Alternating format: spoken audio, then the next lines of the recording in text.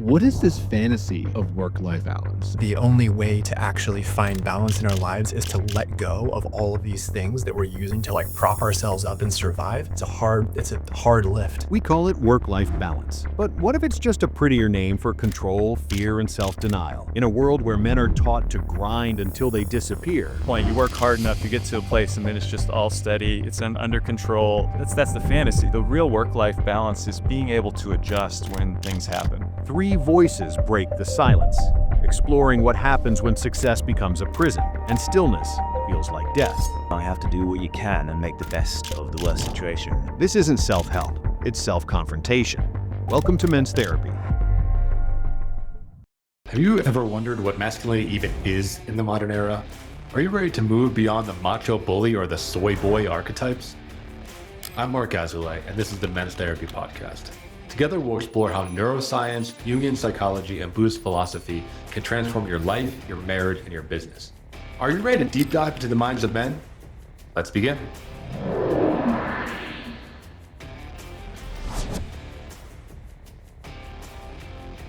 Hello, welcome back to the Men's Therapy Podcast. I'm your host, Marc Azoulay, and if you've been following along with us this month, we've been talking all about work-life balance, whether that be from a therapeutic angle, from a fitness and health angle, from a nutrition angle, or even, a spiritual angle. We've been talking about what it means to live a balanced life, and if you check out our website, menstherapy.online, we have blogs written about this topic, some of them written by the guests here, and we also have a ton of podcast episodes on that too.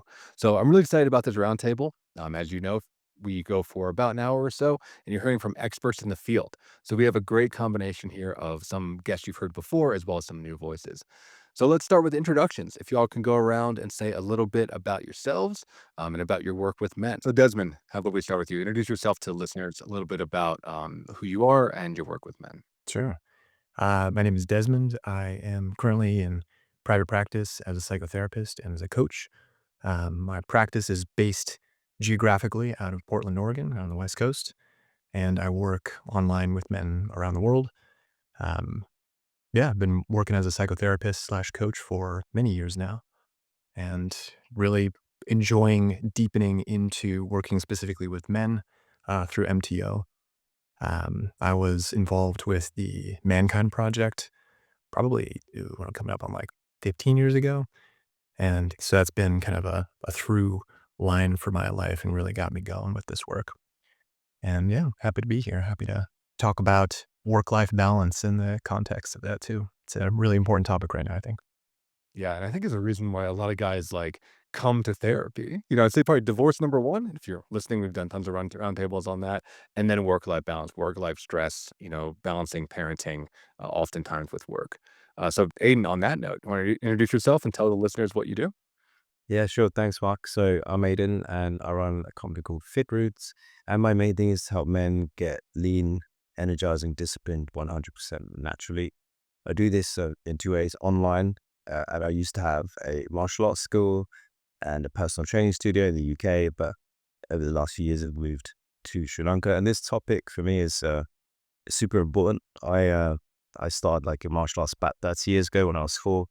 I was lucky to have my late father teach me. Had been my first martial arts instructor, and I never really got taught the importance of work-life balance in a way like this, and had tangible conversations with people who are also going through the same struggles.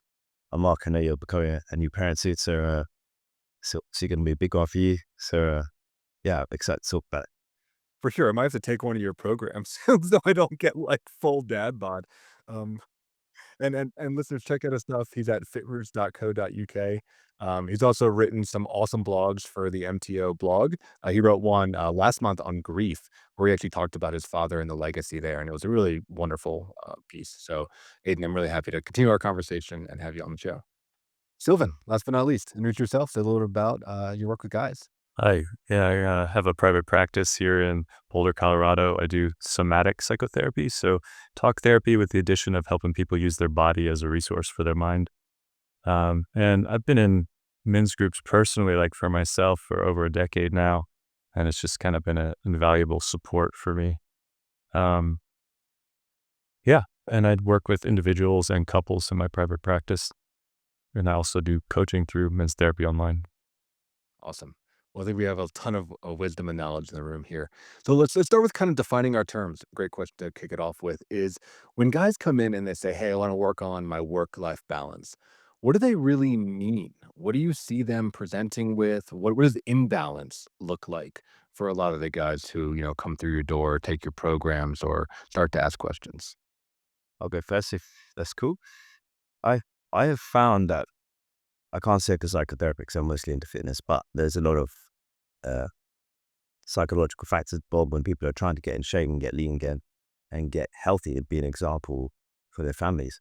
And one of the things I find most is that people talk about work-life balance in the perspective that they know they've let their health go to a point that if they keep letting it go, it's going to be a bigger problem that it's much harder to recover from. So for a lot of the guys I speak with, it's mostly about not being absolutely ripped or crazy lean or becoming an athlete or fighter or anything crazy. It's just getting that energy back.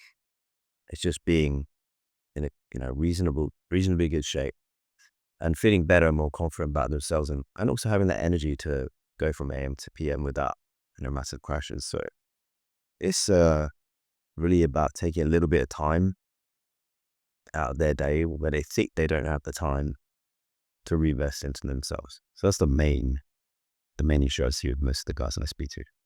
Mhm. Yeah. Do you find that health is one of the first things that guys end up letting go? Yeah, 100%. I think it's hard, isn't it? Especially in the modern world, it seems to be like money or family comes first, usually in the money, then family order, and then health is the one that takes the back seat. But when they realize they need it, then they say, "Oh, I've got to find a way to fix this before it's too late." Totally. Yeah, I see that too, right? Like the dad bod stereotype. There's some truth to that. Yeah, I've been there, and hopefully you don't have to go there because you're doing all the prep, right? But yeah, you'll know how it is very short. Yeah, Desmond, how about for you? What do you see when guys come in and they're talking about work-life balance? Very similarly to what Aidan's describing. Um, I think from a psychological perspective, it feels like a desire for relief from fear. And that fear can hit so many different angles. I think I appreciate that, Aidan, you were mentioning kind of this like future forecasting piece that feels like it's often there, that this fear of what the future is going to hold if my body breaks down, if my relationships break down, if my financial security breaks down, my partnership breaks down. It feels like when we start digging, it almost always comes back to this feeling of scarcity. And it seems fairly subjective and unique. We all have our own mixes of these things based on our conditioning and experiences. But the fear there is always under the surface when we start scratching. Yeah, well said. What do you say the guys are most afraid of? Like, what's their ultimate catastrophe situation? The way that I end up exploring fear in general with people is that there's two core fears, a fear of physical death and a fear of social death. And it seems like with a lot of men in particular, the fear of social death is much more prominent than the fear of physical death. And I don't know if that's through just experiences, wiring, or perspective, but the when we usually start digging, the idea of like, I will be rejected by society, I'll be rejected by friends, I'll be rejected by my partner, I will end up like alone in the gutter. I won't be dead physically yet, but I will be dead socially. And that's more disturbing to a lot of people than I think than the idea of like physical dying. For sure. Yeah. I think there's a huge grief process. And the idea of like being like washed up, or being forgotten, not fitting in. We'll definitely dive into that in a future question, but I think that's a great thread to pull on. Sylvan, how about for you? I think, like Desmond, what you were talking about, just kind of the surface of that, I think, is often just like losing control. Because there's this sense of like, if I can stay in control, then I won't lose my relationships and things like that, my standing in society. Um, but it's interesting that kind of like tight grip on control can really throw the work-life balance off, I think, can lead to workaholism and other things. Yeah. So I want to talk about, these kind of like cultural forces that come in the way. I think Aiden, you mentioned being a father, right? Being a provider, being a protector. I think you all talked about this idea of being like a loyal employee or good soldier, right? The guy who puts in 110% at work kind of thing. So share a little bit about that. Like, what are these cultural forces as you see them as how they impact men? and kind of, in my opinion, certainly move us towards an imbalanced state.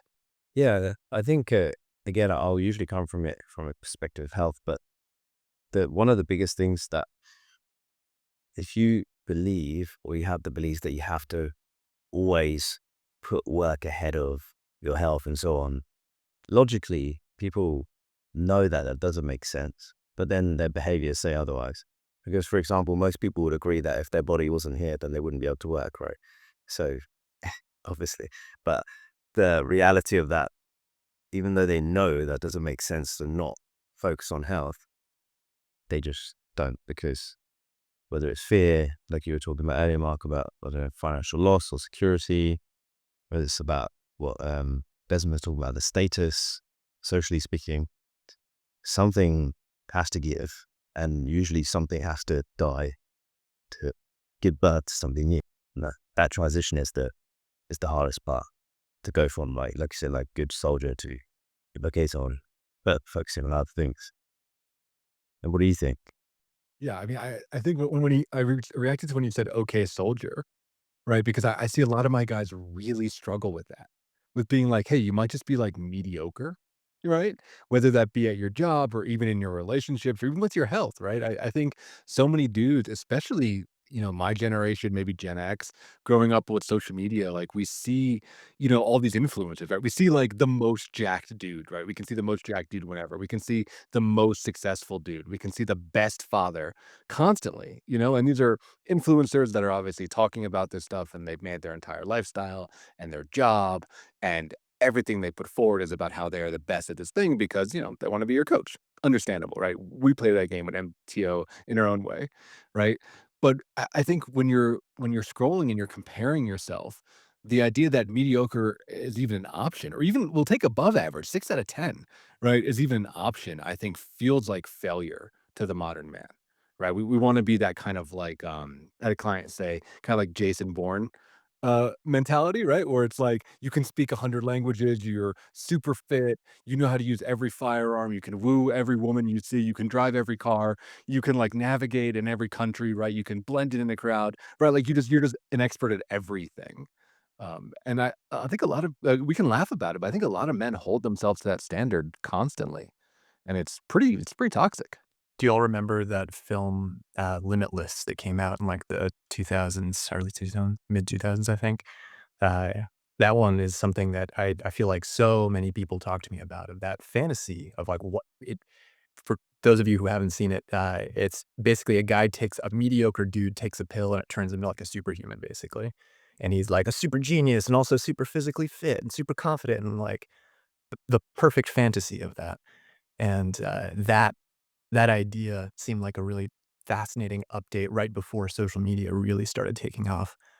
But it felt like this evolution of that like selective self-image version of masculinity that I think everyone in this group at least has been exposed to. Think about the action heroes that we got exposed to in the 90s and in the 80s, and Arnold Schwarzenegger, who's like, I'm just a guy who happens to be, a shredded bodybuilder walking through the world in these normal situations often. As if he's not spending every waking moment off the camera, constantly creating that physique. We got a lot of like normalization of excess uh, applied to us. I like to point to James Bond, right? James Bond in the 60s, like Sean Connery was Mr. Universe, and he looks like a pretty normal dude today in a lot of ways. And contrast to Daniel Craig, who's this like, he's a bodybuilder, right?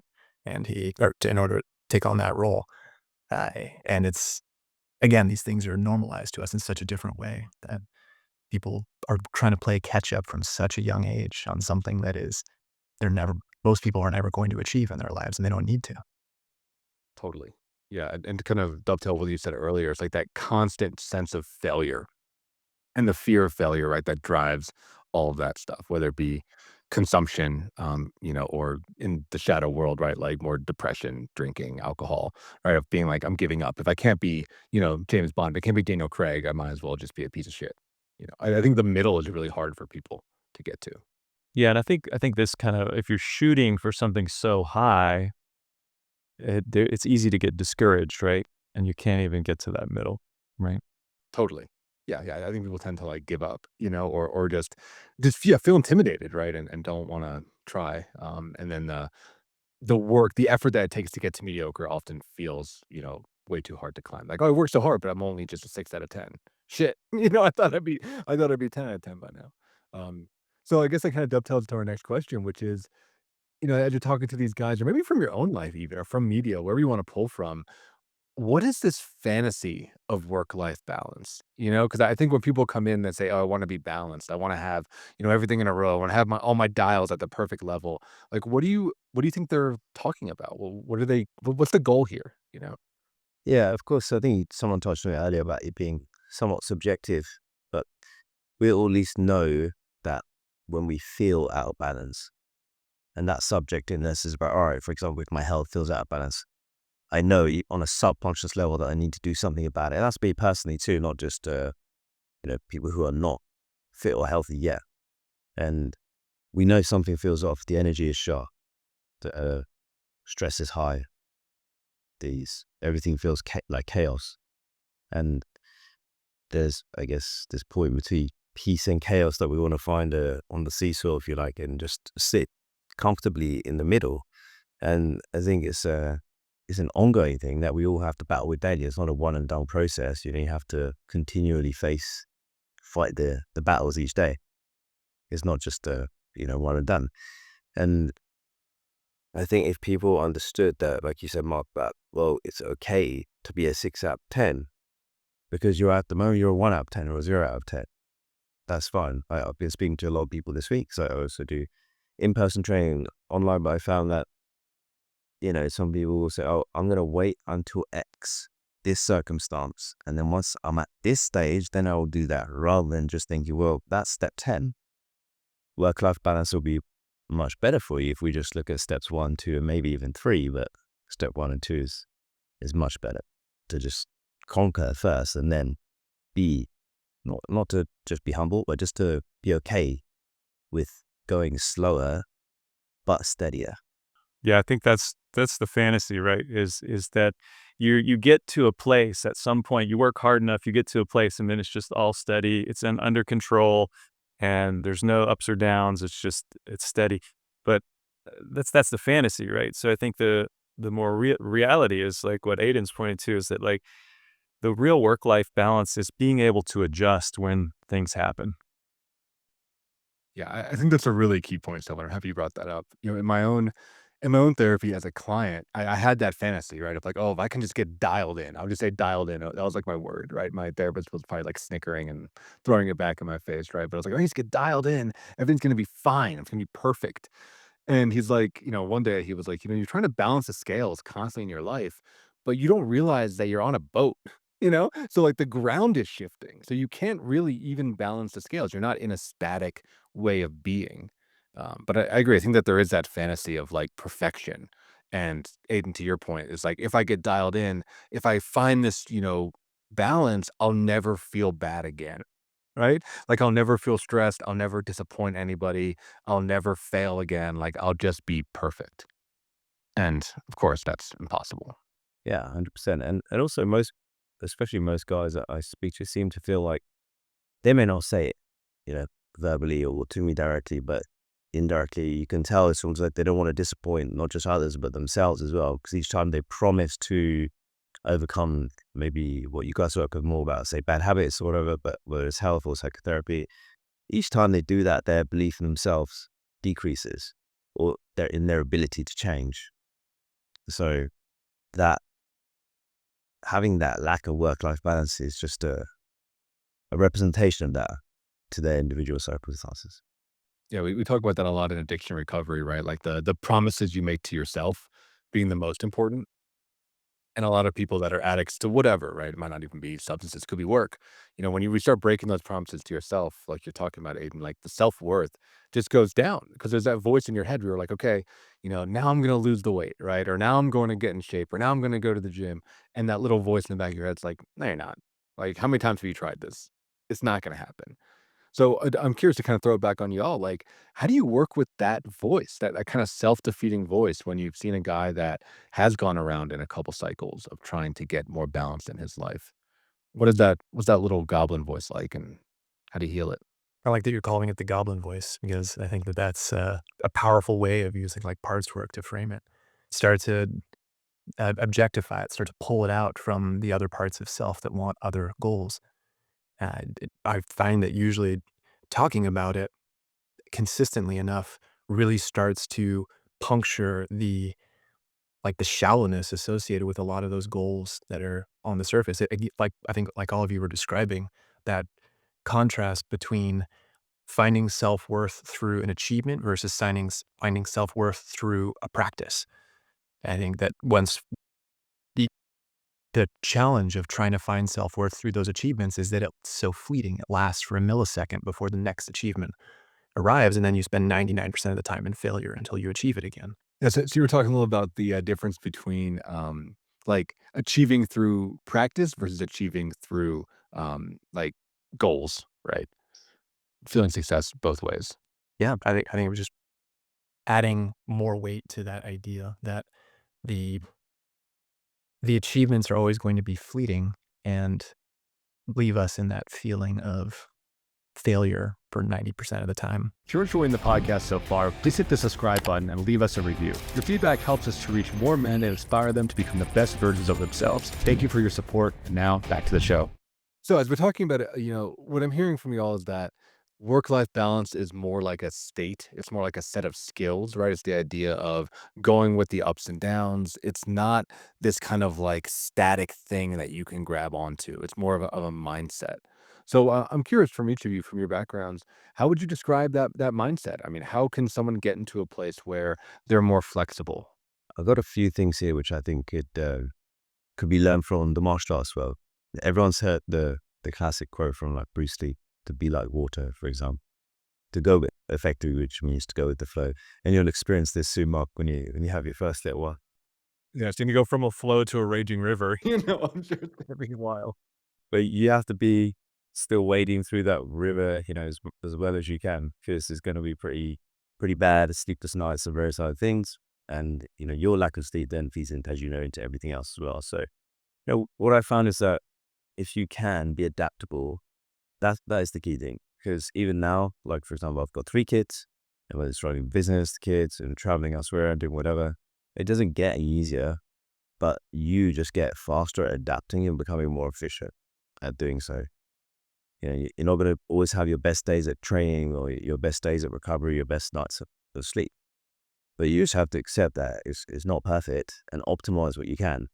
But if you really, like, one of the biggest things to tell people to is to focus on optimizing their movement patterns, their posture, and their relationship with training. If they fix that, most of the other things come into place. And you guys, I'm sure it'll be cool to hear what you do in the psychotherapy world and what those like triple down habits are. But for example, if I ask you guys, let's go and eat a salad now, unless you're in that state, not that I believe it, a salad is the healthiest thing, which is some, cliche. To do that, you probably won't be that inclined to do that. But say you've just done a nice hard training session, you're not likely to want to pick up the sweets and the bad snacks. You're more likely to, I want something nourishing, like I don't know, steak and eggs or whatever it is. I want to refuel the body. So I think it's also about finding that top-down habit that helps everything else fall into place a lot easier and to be more like water as a result with less effort. I would offer as a reflection that talking about it can be that top-down habit, that the very experience of verbalizing all these internal processes, I think, can be a great anchor, maybe in just the way that like having a powerful exercise regimen can be, that so many other things in our lives can start to shift and find little moments of flexibility when we start talking about ourselves and our reality in slightly more and more novel ways. And I think that that's one of the powers of talk therapy, psychotherapy, coaching, is that we start by the power of interacting with another person is that we can sometimes, not always, find flexibility of how we think about ourselves in these internal dilemmas.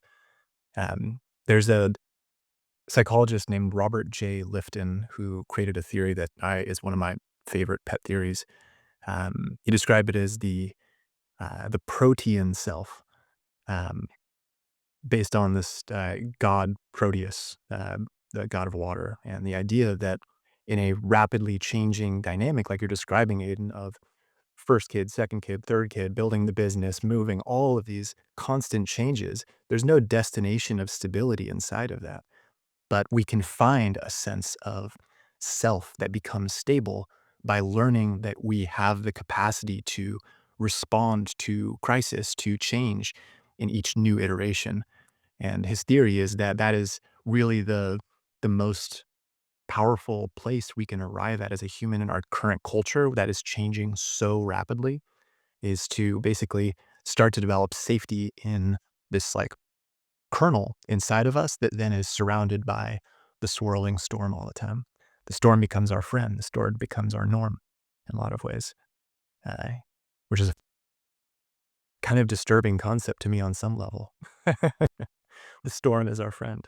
Yeah, it's like we just like live in a chaotic world, and it's rapidly changing. And I think in some ways, like, yeah, the more opportunities you get, the more successful you get by kind of traditional standards, the more chaotic your life becomes because you're just bringing more shit into it. Whether that's more travel or a more complicated job or, being able to support more children or whatever it is, right? Like I think we bring in these storm components. And I really like what you said there, Desmond, about regular talking, obviously biased, right? And we're coming here from men's therapy online, of course. But I think it's critical to like take those habits that seem innocuous, Aiden, like what you're talking about, which is really common. Like people say overeating, right? Or like getting a cookie after a workout, which totally invalidates, the calories they burned, or, and figuring out, okay, where is that from? Is that from like not feeling acknowledged as a child and you need to, reward yourself by overeating? Is that because maybe the only way you got love was by food when you were a young person? Maybe there's a sense of like loneliness or a sense of deserving or a sense of shame or whatever it is, like if you can unhook that, because it's easy to not eat a cookie after a workout, right? But it's hard to fight your childhood shame after a workout. So if you can unhook like the intensity of that behavior, then you're able to be more flexible and you're able to make these behavioral changes. I'm always I'd say not surprised because I've been doing this for a while. I guess maybe in awe of like the amount of baggage that comes in when people try to make these changes. The amount of like if you keep digging what you find underneath the surface. I'm curious if you all have any examples of some of the barriers that get in the way of people with work-life balance, whether it's this deep psychological shit that I'm talking about, or just I think time and logistics and education. I think those are also legitimate barriers. So, what are you guys seeing out there? What are the barriers to finding balance? I think part of it is just the speed of which we attempt to live, and it's often unrealistic for most of us. Um, so this thing, just like when the email came around, oh, it's going to make things easier. It didn't seem like it to me. Like it seems like everything just sped up from there. And so helping people slow down and feel like what's the emotion that's under that goblin voice, like in this going back to where we started, this kind of sense of kind of oftentimes there's a sense of like not quite good enough. And to be able to actually feel that and let go of the thoughts around it, because we basically experience emotion through sensation in the body. So if we can connect with the body and the emotion in the body, feel that, and it might be really intense sense of unworthiness or something like that, or some other old pain. If we can connect with that root, then it can have a place to move and release. But if we're just kind of, it's running us in the background, we're not even thinking about it, we're just overworking, overeating, over drinking, over screen timing, whatever, then we never can get at that root that you're talking about, Mark, and kind of release that, especially on more of like a body-based cellular nervous system level. If we can connect with that, let it move, then there's some space there to slow down and be like, okay, what do I want? What does work-life balance even mean to me? Like what do I actually want in my life? What's actually important, instead of just kind of this overlay of like go, go, go. Yeah, I'll add there as well is that, so with saying the speed at which we live, it's never been faster in the sense of things hit you left, right, and center. And, I think I've found is that as a result, that the modern environment is is the hard challenge to navigate because our vehicle, our body, and our minds are still ancient. They're still operating in that system from before. So, for example, for now, in my case, I'm actually going to do some work in the city, but I live in effectively like in the kind of jungle countryside, equivalent countryside. And I noticed when I go there, I was there, for example, 4 days this week. I notice when I go there, I feel more stressed. I feel more out of balance and so on and so forth. And I have the knowledge, I have the experience and so on and so forth, but the environment is all that's changed. And that was enough for me to feel out of balance. So, what obvious there is that after spending some more time with the city after being in the jungle for, some time, is that really the city makes you sick. Now, what can you do about that? It's not that everyone's going to move out of the city. It's that, well, all right, you're in this environment. Now we have to do what you can and make the best of the worst situation rather than, as we said before, about it's all or nothing. You don't have to move to the jungle, meditate and sit under a tree and do that all day. No, we just have to find, how can we spend maybe 30, 45 minutes a day that you're not spending on that much productive right now, as especially you said, Silvan, with tech and stuff. Most people, if they look at their screen time on their phone, I actually get my students do this sometimes, is that they probably have 2, 3, 4+ hours wasted there. So we can find the time. We just have to disconnect from some of the bad environmental triggers. Yeah, I mean, what I'm hearing in you is it's like disconnect from the kind of intangible and connect to the tangible. Whether that's your body, your fitness, the food that you're eating, the actual work that you're doing, right? The tasks that you're doing, being with your children, and Aidan, similar. I mean, I moved out of the city to move up to the mountains. And a big part of living in the mountains in Colorado, where I'm at, is fire mitigation. So I have to cut down freaking trees on my property every single weekend. Basically, when because we only have about like 3 or 4 months of summer, we got to deal with all that kind of stuff. And in doing that, it's hard work. I think it's made me a better person, but it's also made me really learn about my land. And I don't have a lot. I've got 2.5 acres. It's not like a ranch or anything, but I know I know it in a way that I hadn't known a place for a long time. I know where the rocks are. I know where the trees are. I know where I've worked. I know where I'm going to work. I know, how to kind of see the bend of the land, and there's a place where it cuts off and where it's, I can walk easily and where I have to be a little bit more careful, right? I'm just connected to the place. And what I'm hearing and what I see is a lot of people are very disconnected.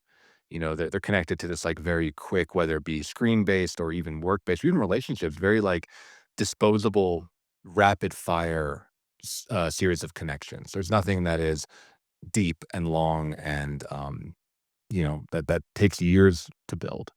And I bet now you've been spending that time outside in nature and that and sunlight and whatever. I bet you feel much better for it, more relaxed. Oh, 100%. Yeah. And I feel like my life is more meaningful, right? I mean, it's doing stuff in the digital realm, and that is my job, so I'm aware there's a little bit of hypocrisy here, but it doesn't have the same level of meaning to me as, cutting down 8 trees in a morning, or I reinforced a step because my pregnant wife, her feet are getting a little bit bigger and she needs some more stability going down a step from our house, right? Stuff that's really basic, feels a lot more meaningful because it's tangible.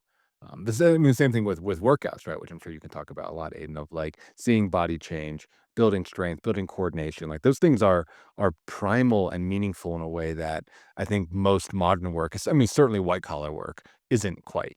You know. Yeah, you kind of, we value things which at the moment in modern day create financial return and materialistic wins and gains. But like say something like chopping a tree, you're reinforcing a step. For most, that would be a very trivial thing, but you know the meaning of that because you put the intention, the work and the effort into that. And maybe probably more effort. It takes more effort to cut down a tree than to put your next post out or, something like that.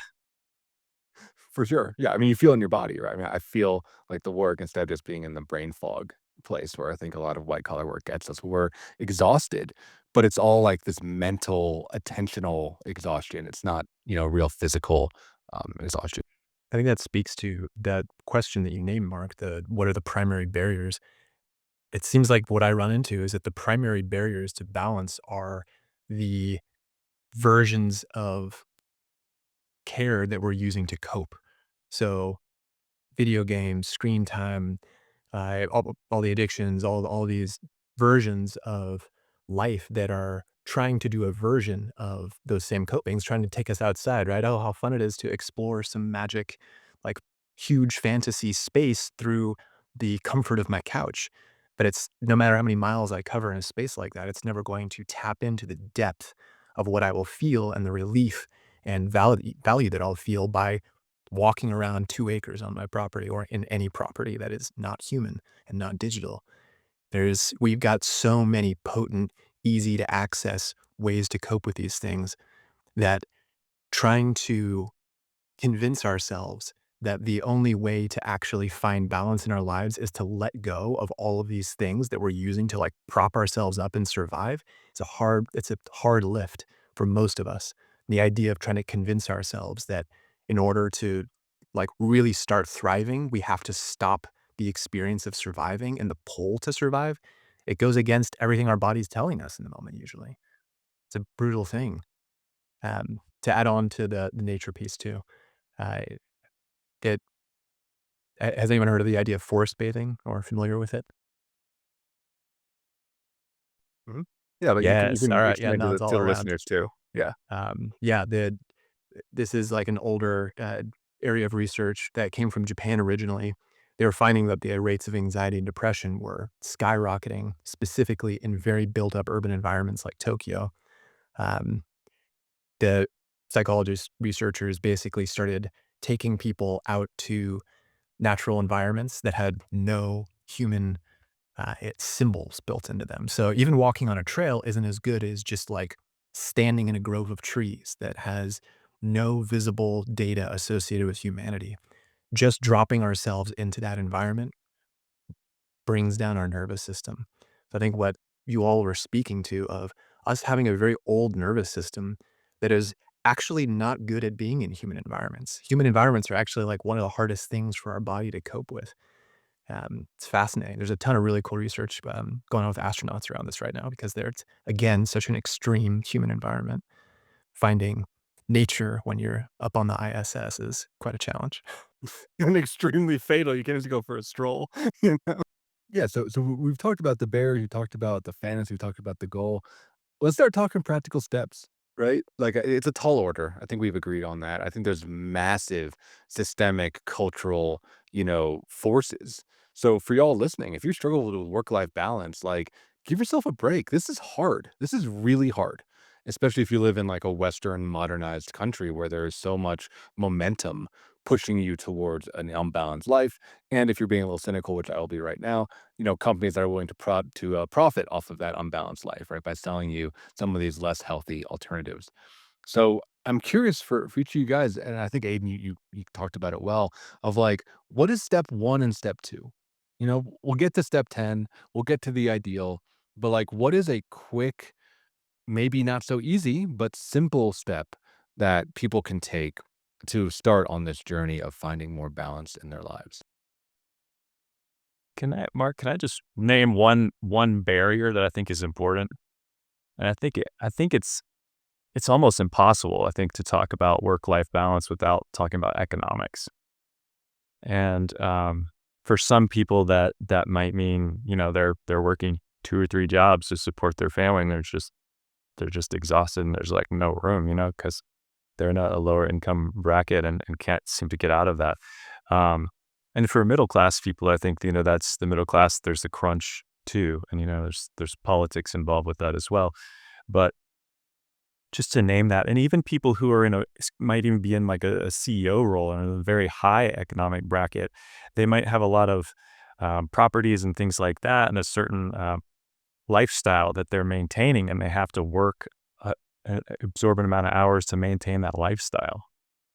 So I don't know, just to name that, the economics plays a deep role in being able to make it easier or not to achieve a work-life balance. And just thinking about, how we can get really creative. And I think within the systems that we're in, if we're in a low income bracket, like what can we do it's harder, I think, to get more creative there, right?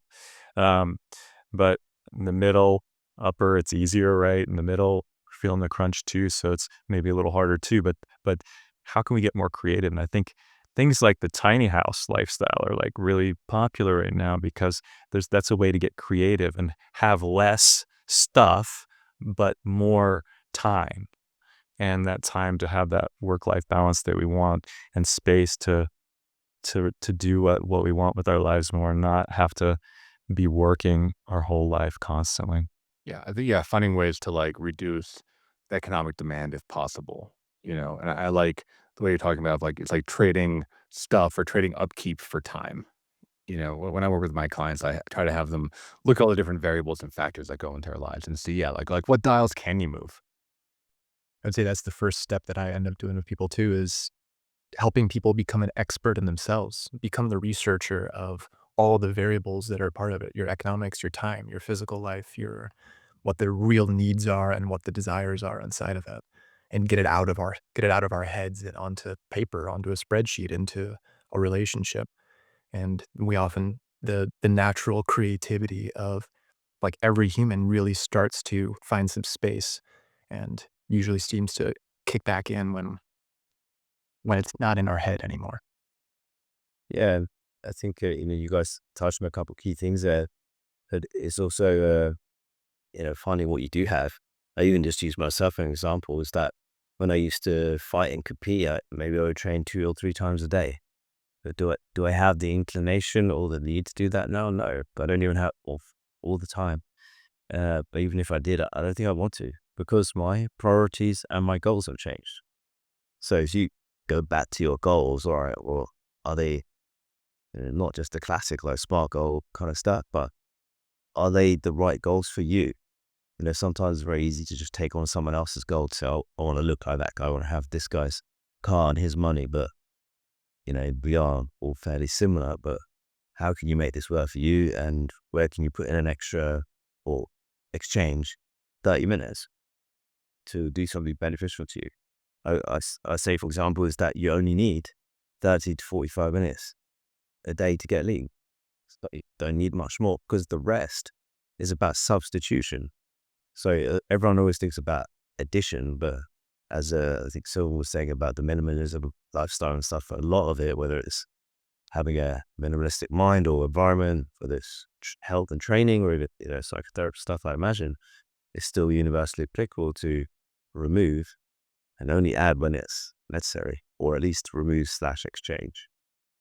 Yeah, I think that's really key is like figuring out what it will actually take, to get to the goal that you want and really trying to socket that in without overshooting or underestimating even, it makes me think for you guys, like, what are some practices that either you do personally or recommend to your clients or students that, can help them move towards work-life balance? One thing that I use personally and I, work with my guys is like the idea of sacred time, which is like no matter what, right? As again, as much as possible, you're gonna fuck up something, but no matter what, trying to devote at least 30, 45 minutes to yourself, And that can look different from other people, right? That can look like meditation, that can look like going to the gym, that can look like reading a book, that can look like, doing a hobby that you enjoyed when you were younger, right? It doesn't really matter what the flavor is, but just having this thing where that is the top priority.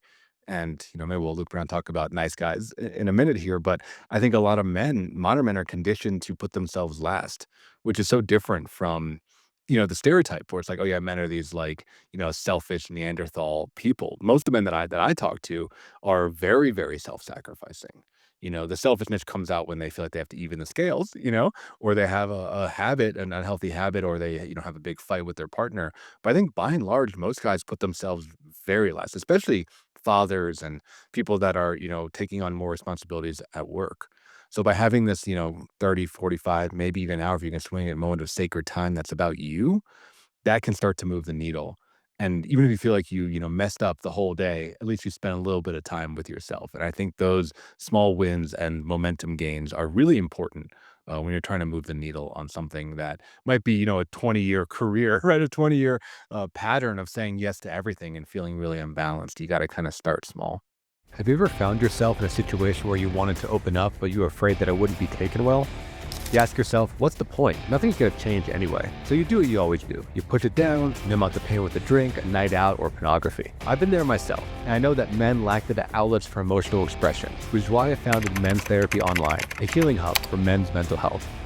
If you've been knocked on your ass or just crave meaningful connection, join Men's Therapy Online, a community of men who just get it. We offer individual therapy, men's groups, and powerful retreats, all led by licensed therapists. At Men's Therapy Online, we will help you to get back on your feet and take your life to the next level. Start your journey today at menstherapy.online. Yeah, I think number one is just giving yourself the space to ask yourself, like, what's really important in my life? And like one of the tangible ways I've been trying to do that with my partner is that we try to sit down once a week. We'll kind of look at our schedule for the week, so we're kind of on the same page. And then also look at like just check in relationally, like how are we doing, or in our lives. And like we have a new baby that just turned 1, and so it's like, how are we also getting that 30-45 minutes for ourselves, And right now, I'll be the first to tell you, like, it's not super balanced right now. I felt like I had a pretty decent work-life balance going, and then we had the baby, and this just kind of blew it all up. And so we're now trying to kind of put that back together again, So now it's, at the moment, it's more like, if I can get two times a week, where I'm going on a mountain bike ride, and my partner can get 2 times a week where she's going to a dance class, that's really helpful. But, little things like staying consistent, like trying to get out and walk the dog, things like that.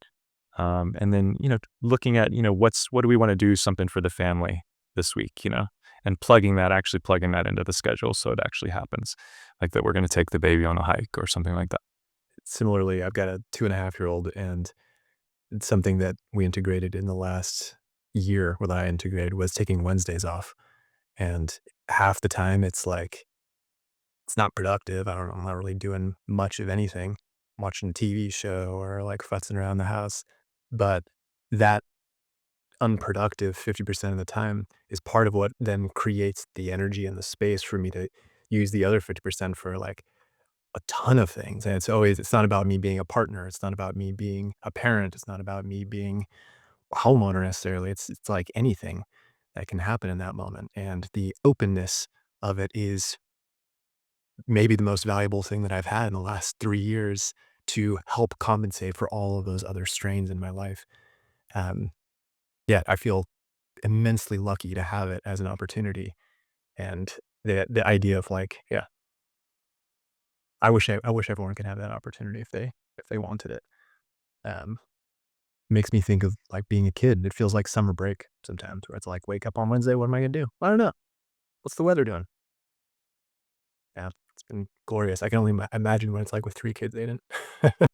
But no, congrats to you both, because I would say 0 to 1 is the hardest. If anyone else, I was like with 3 kids. I know 3 kids the norm back in the day, but now it's it's not the norm. So yeah, but 0 to 1 is the hardest, right? And if you guys plan to have more, then and Mark, soon, then you'll be fine afterwards. So won't be an issue. But yeah, touching on all the stuff you said there, Desmond, I think that's really powerful, because the more you look at giving yourself a bit of time, the more you realize how you can actually get the time that you don't think you have. So for example, what I usually find, not always, but usually, is that the guys who do finally fix their health and get lean, is that they get about 2 hours back a day in increased focus, energy, and efficiency that they didn't have. So they thought they didn't have time, but actually they were just spending it inefficiently. They weren't, focused when they were working. So they could do one of 2 things. Either they could work for longer if they wish and get more done or make more money, or they can work less and do the same amount of work they were doing before.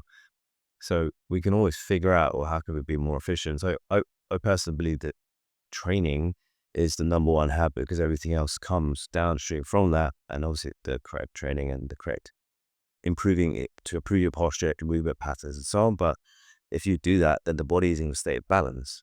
And the body is in balance, the mind is more likely to be in balance, and vice versa. So that bringing about that homeostasis, that balance, I believe is what brings the efficiency and the focus and the energy and all the other things that we want to create a better balance in work and in life. But it starts with the self. I feel like there's a joke in the psychotherapy community that if you could get every client to exercise regularly and eat like balanced meals for every meal, that you'd be out of half of your work basically. Yeah, I think you're spot on. There's definitely some truth to that, and I like what you're saying, Aiden, about like this is maybe what I'm hearing is like having a goal that matters to you. I find when a lot of guys come with the goal of like being more balanced, it's too vague, right? Like it sounds cool, and maybe you listen to podcasts like this one about it, right? But like for the listeners out there, like have a real goal. Like I want to spend, an hour or two more with my kid. Or, I want to get back in the gym and I want to get down to whatever, 10% body fat, or I want to be able to mountain bike again and do this trail that I loved as a young man, but I know is like a little too scary and a little too, technical for me right now. Because what you're saying, Aiden, I think is so true. Is like if you can have a goal that you actually care about, that's about you, not about this vague sense of perfection, then everything trickles down from there. If you're trying to get back up to your, deadlift weight that you did before, then yeah, you need to have better nutrition. You need to be sleeping better. You need to, be able to find time to practice and have time to recover so you don't get injured, right? Like all this stuff gets kind of interwoven with the goal that's meaningful. So I would encourage the listeners, like, think about a goal that again maybe feels selfish if you're one of those nice guys. I know a lot of our listeners identify as nice guys. Might feel selfish, might feel childish even, might feel even kind of dumb, just to be like, hey, I really want to be able to like build a tree house, right? Who cares? Who cares, right? Like just find a goal that matters to you and then you'll figure out how you can orient your life around that. And I think it adds a much more, positive psychology spin to it rather than where I see a lot of, again, these companies or negative patterns coming in, this negative spin where you just always feel like you're always failing or not doing good enough or need to just like buy the right product or do the right thing or, have the new tool in order to make the thing happen versus really committing and trying to create the life you want. Mark, I got to buy all the right drills and saws to build that treehouse, man. What are you talking about?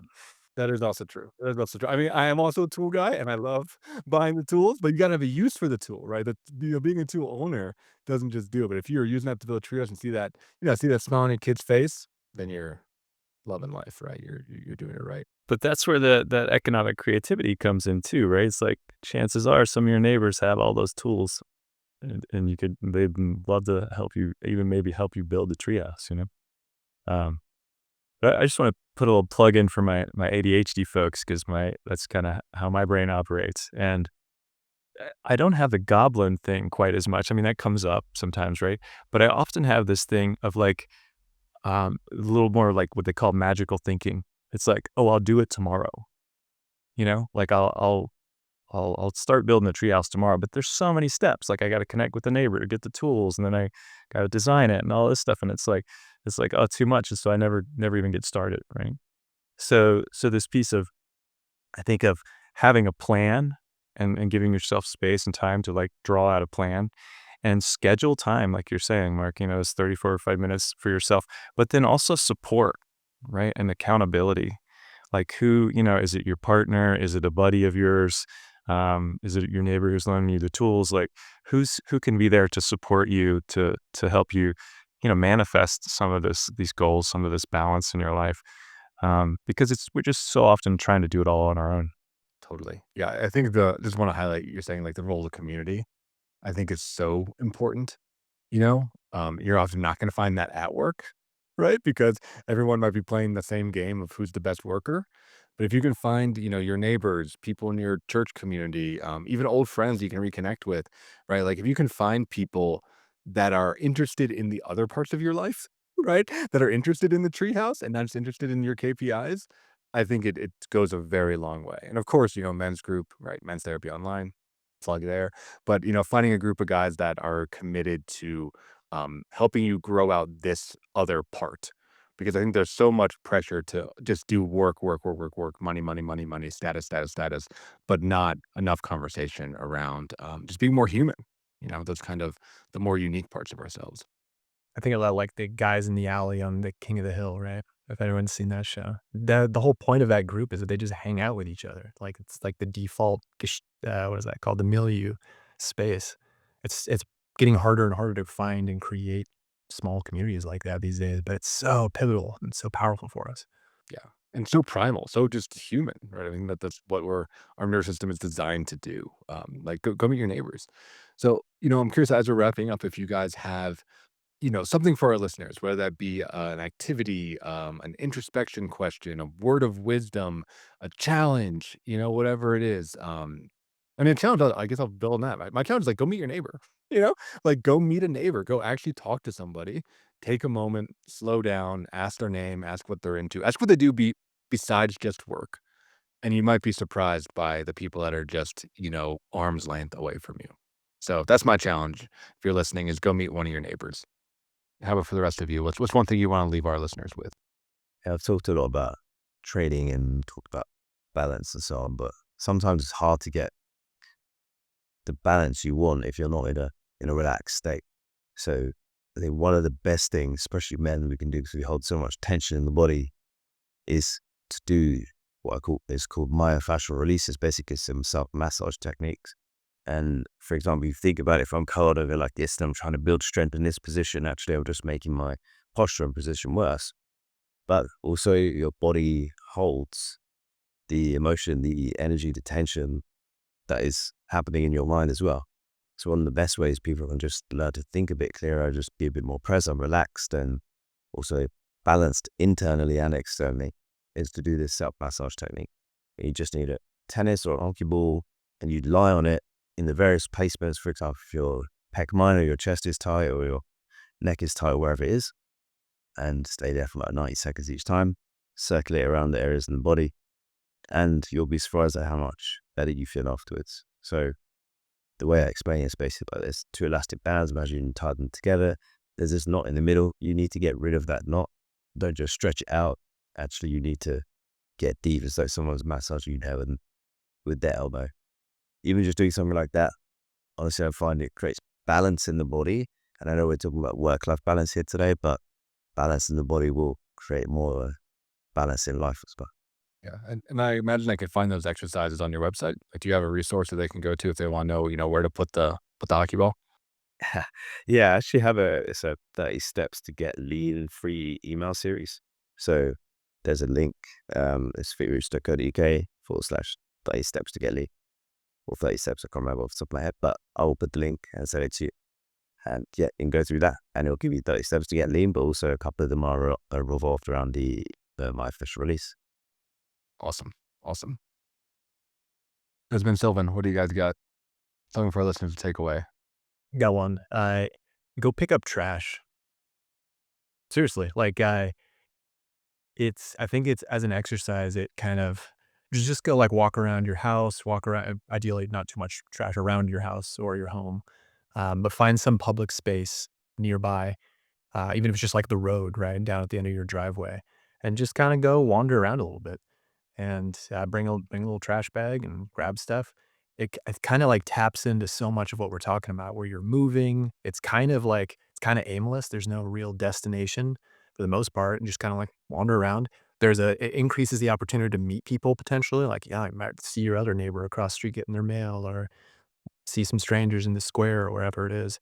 And it kind of forces us to interact with the futility of perfection, because no matter how much trash you pick up, there's always going to be more trash. So there's a weird peace that can come from that once you get past the rage. Like that. Silvan, how about for you? I think it would be kind of like a twofold question, right? So, maybe toss the cell phone on the couch and walk outside and ask yourself, maybe put a hand on your heart, and just be like, how am I feeling? How am I feeling emotionally? Just ask yourself that, because we don't. So often we just don't even know how we're feeling because of the speed. And so just to slow down for a moment, how am I feeling? And then also, like, what do I really want to be doing with my time? What do I really want to be doing with my life? Yeah. Starting those like deeper inquiries, I think is really important. And using like the emotional world as the guidance for that.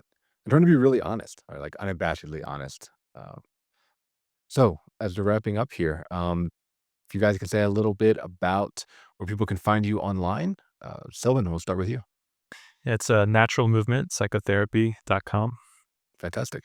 And Desmond, what if people want to learn about you and work with you? You can find me through MTO, Men's Therapy Online. Occasionally I'll write blog posts, and I'm one of the coaches, so you can always find me through there. And then on the Slack channel too. You're an awesome blog on this topic about the Swiss cheese model of work-life balance. So that's on our website. If you go to blogs, it's on the front page. So go ahead and check that out. You get to showcase both his knowledge and his humor. It's a great piece there. And last but not least, Aidan. Yeah, got the URL from earlier. So yeah, go to fitroots.co.uk. That's fitroots.co.uk /30 steps to get lean. And that is the 30-day free email series and the exact steps you need to take for free. Awesome. So thank you guys for all being on the show.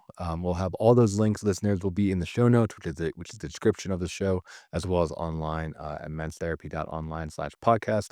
You'll see a detailed description of all that stuff. And check us out. If you're inspired by this conversation, go to menstherapy.online. We got it all. We got, individual, we got couples, we got groups. We even have in-person meetups in Colorado. We're doing hikes and we're doing camping trips. So we're kind of the one-stop shop for men's mental health. We also have an online hub via Slack that has just recently been open to the public. So if you're a listener and you just want to chat with us, we're all on it.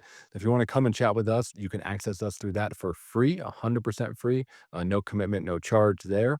And so another place to get in touch with other guys that are on the same path. We're up to nearly 200 guys on that channel. So you can chat with other people that are committed to finding work-life balance, being better men, being better fathers, and getting their shit together in the best way possible. So thank you so much for tuning in, and we'll see you next week in another episode of the Men's Therapy Podcast. Thanks for tuning in. If you enjoyed today's episode, please subscribe and leave a review. And don't forget to visit menstherapy.online to learn more about the work that we are doing to support and inspire men. Until next time, keep moving forward.